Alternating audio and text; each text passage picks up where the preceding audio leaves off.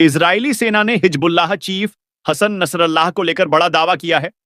IDF ने कहा है कि बेरूत हमले में हिजबुल्लाह चीफ नसरल्लाह मारा गया।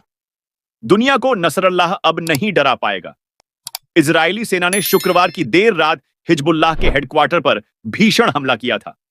इस हमले के बाद ही उसने हिजबुल्लाह चीफ के मारे जाने बात कही थी।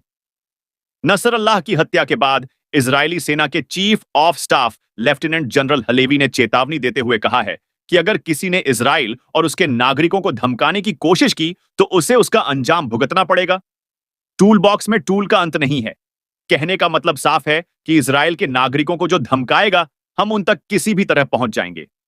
आईडीएफ ने बयान जारी कर कहा कि नसरल्लाह के साथ साथ हिजबुल्लाह के अन्य कमांडर भी मारे गए। नसरल्लाह को तब निशाना बनाया गया जब वह बेरूत के दाहिया में हिजबुल्लाह के हेडक्वार्टर में मौजूद था। इजरायली सेना ने कहा कि दाहिया में हिजबुल्लाह का हेडक्वार्टर अंडरग्राउंड है।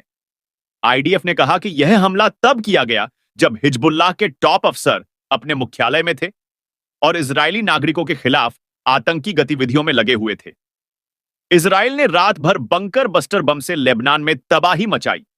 हिजबुल्लाह के हेडक्वार्टर पर 60 बंकर रॉकेट दागे।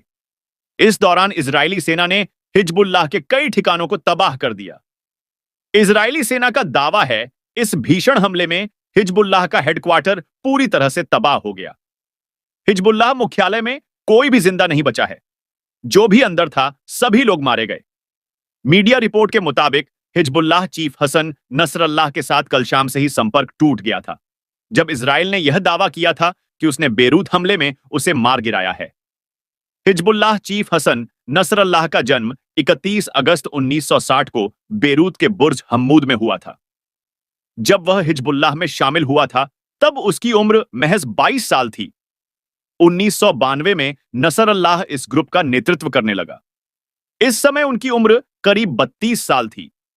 हसन नसरल्लाह के नेतृत्व में हिजबुल्लाह ग्रुप की लोकप्रियता काफी बढ़ी।